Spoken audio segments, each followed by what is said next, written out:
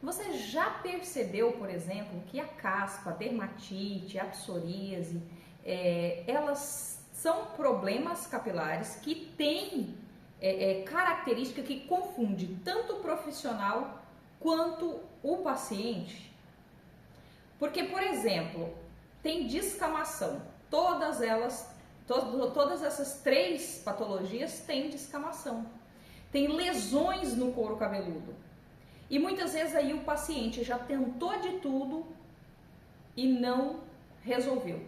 Ou você, profissional, já fez os tratamentos cabíveis e também não teve solução. Ou seja, em relação a como a gente consegue diferenciar de forma correta e trazendo características claras de cada uma delas e também algumas sugestões de possíveis tratamentos, é o que nós vamos falar nesse vídeo hoje.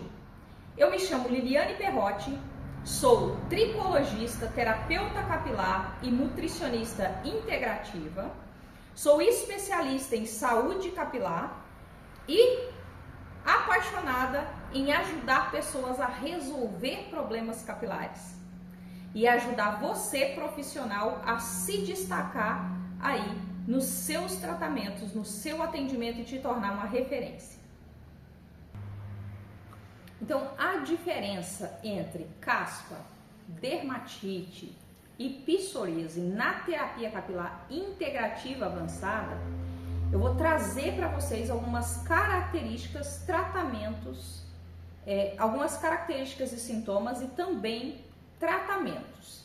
Então hoje nós vamos falar dessas três principais patologias aí presentes nos nossos atendimentos, no nosso dia a dia, e que se não soubermos diferenciar elas, vamos ter sérias consequências, pois um diagnóstico errado leva a um tratamento errado, incorreto, e consequentemente a insatisfação do nosso cliente. E isso vai nos levar a termos aí riscos, de estar perdendo esse cliente para o nosso concorrente, com certeza. Então, um organismo perdendo saúde significa aí essas alterações, essas patologias que nada mais são do que sintomas. Então esse corpo, ele está fazendo a priorização metabólica e esse couro cabeludo é apenas ali um sintoma onde, por exemplo, eu posso ter 10 pacientes, todos com psoríase, e cada paciente com fatores causais diferentes. Um pode ser, por exemplo, por deficiência nutricional. E, detalhe, não basta apenas suplementar, nós temos que entender, por exemplo, como que está este organismo, se ele vai ou não absorver e entender a compatibilidade também desse paciente com esse suplemento, a maneira correta de fazer essa suplementação. Outro paciente pode ser, por exemplo, a incompatibilidade alimentar ou incompatibilidade a produtos de limpeza, cosméticos, por exemplo. Outro ainda pode ser por cargas tóxicas, que a gente fala aí por toxinas, excesso de carga tóxica nesse organismo, que vai inflamar, adoecer e levar então a essa priorização dos órgãos mais vitais em detrimento dos menos vitais. Então, entender se esse paciente é um paciente inflamatório, se é um paciente nutricional, se é um paciente hormonal, por exemplo, é fundamental. Por isso mesmo que o protocolo, ele não funciona para todos da mesma maneira. O mesmo protocolo aplicado em cada paciente vai ter respostas diferentes. Não vai fazer o mesmo efeito em todos de maneira igual. Por isso que você vai lá, você é profissional, por exemplo, vai lá, faz um tratamento em 2 pacientes diferentes, ou até mesmo no mesmo paciente, porém em épocas, né, em fases diferentes, e o resultado desse paciente não é igual. O que funciona para um não funciona para o outro. Então vamos lá, começando pela caspa. A caspa, primeiramente, nós temos que identificar que nós temos caspa inflamatória, oleosa e descamativa.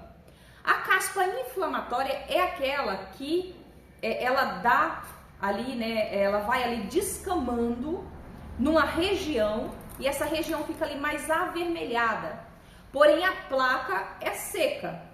Já a caspa descamativa, ela tem aquela... seca não, desculpa, é oleosa.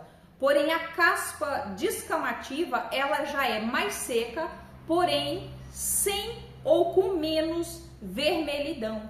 Então, a caspa, ela predomina ali pelo ressecamento da pele. Por isso, uma das características de placas escamativas e seca, com prurido em sua maioria das vezes. Então a caspa ela tende a ser causada por pele seca, sensibilidades a certos produtos capilares ou crescimento ali excessivo, juntamente, né, um crescimento excessivo ali de fungo.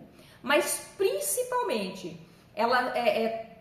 entendermos que todos esses sintomas presentes ali na caspa, incluindo os fungos, são oportunistas. Eles chegam e permanecem somente se aquele organismo, se aquele couro cabeludo, aquela microbiota do couro cabeludo, ela estiver propícia para que eles fiquem ali. E então fazem, né, nós costumamos dizer, então eles permanecem e fazem a festa. E aí nós vemos os seus sintomas conforme ditos anteriormente. Já quando nos referimos à dermatite, pode notar ali, por exemplo, na tricoscopia dela, né, em geral ela é mais exacerbada, ela é muito seborreica, é um tipo assim de placa mais solta, tem uma descamação amarela, uma descamação bem mais intensa e amarela, a descamação em 3D, né? Então ela costuma ter eritema, mais em umas do que em outras, porém vai acometer ali o couro cabeludo, a orelha, na região da sobrancelha, por exemplo, aqui, né, ao redor da fronte, entre as sobrancelhas, e nela também encontramos traços específicos como a descamação amarelada e oleosa de distribuição difusa. Mas atenção, ela pode ser uma descamação muito sutil, uma descamação moderada ou também uma descamação mais intensa. O detalhe vai estar na cor da pele e na intensidade de inflamação. Então, da epiderme pode estar avermelhada, porém, temos vasos sanguíneos ramificados e também não em todos os casos uma haste pode estar ali normal e os ósteos também normais quando olhados ali através da tricoscopia, por exemplo. E aí o que acontece quando a gente depara com esse paciente ali, né, com a dermatite? É uma condição inflamatória que pode causar coceira, constrangimento e também um desconforto ali para o nosso paciente, obviamente. Já em se tratando da psoríase, nós podemos encontrar nela descamação branca ou branco prateada, né? E isso é que diferencia ela, por exemplo, da dermatite seborreica, onde a descamação amarelada e não há descamação periférica. folicular, só uma descamação interfolicular. Anéis glandulares, aonde se mostra ali ao redor avermelhados, né, com pontinhos vermelhos formando um círculo e linhas globulares vermelhas. Nesse caso, os pontinhos ali em cada placa, né, eles não estão em círculo, mas eles são lineares, e também a epiderme eritematosa. Em geral, essa epiderme ela é avermelhada e tem umidade e cheiro muitas vezes. E aí o que a gente observa? Aquele vermelho mais intenso, né? Costuma cometer as regiões de orelha também, a região aqui da nuca. Também pode acontecer em lesões corporais, como por exemplo, não só no couro cabeludo, na região aqui de cabeça, mas na axila também, por exemplo. E a coloração é branco prateado, com essas placas em 3D, umas crostas, né, mais elevadas aí. Essa condição considerada crônica requer atenção especial devido à sua natureza inflamatória. E o que a terapia capilar e a tricologia integrativa considera? Dentro da terapia capilar integrativa estão relacionadas a essas alterações no couro cabeludo, está correlacionada à saúde intestinal. Então, basta identificarmos os fatores causais, o organismo, e tratar as causas. Esse organismo entra em remissão e o paciente volta a ter um couro cabeludo saudável novamente. E eu sou prova viva disso. Quando eu fui diagnosticada há 8 anos atrás com retocolite ulcerativa, também considerada uma doença autoimune, eu tinha, né, o meu couro cabeludo nessa região todo avermelhado, descamando, aqui na região de entre sobrancelhas, na própria sobrancelhas tinha descamação e vermelhidão, e prurido também. Então, em toda a região aqui correlacionada ao intestino, tinha essa alteração, vermelhidão, descamação e coceira.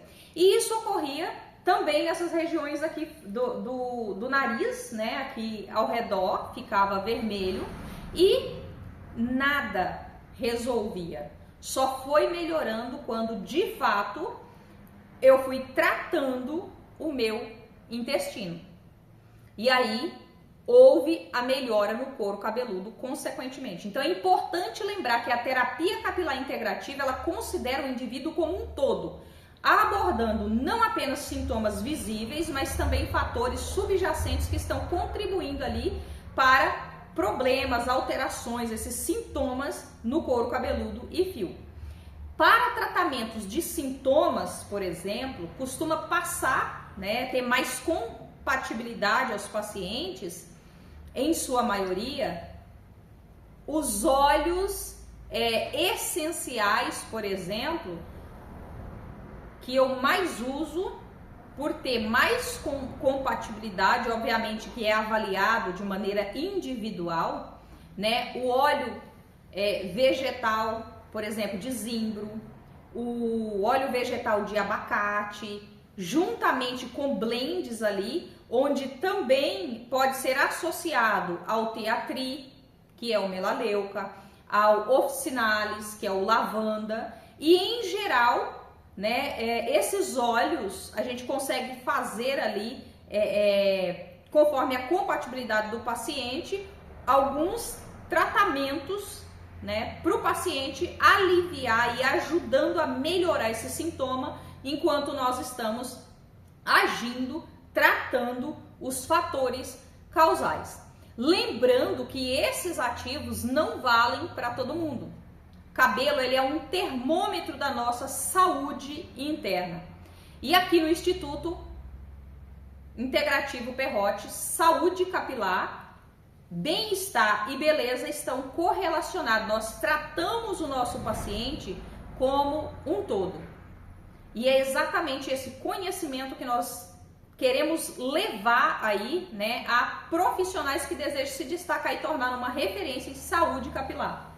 Então, se esse assunto que eu trouxe hoje faz sentido aqui para você profissional que deseja te tornar uma referência, para você paciente que deseja ter resultados eficazes e duradouros, já comece aí seguindo aqui o canal, seguindo as minhas redes sociais e lembre-se, o seu cabelo é resultado de suas escolhas. Gratidão a Deus e a você por permitir ouvir e acessar aí esse conhecimento que eu trouxe. Muito obrigada.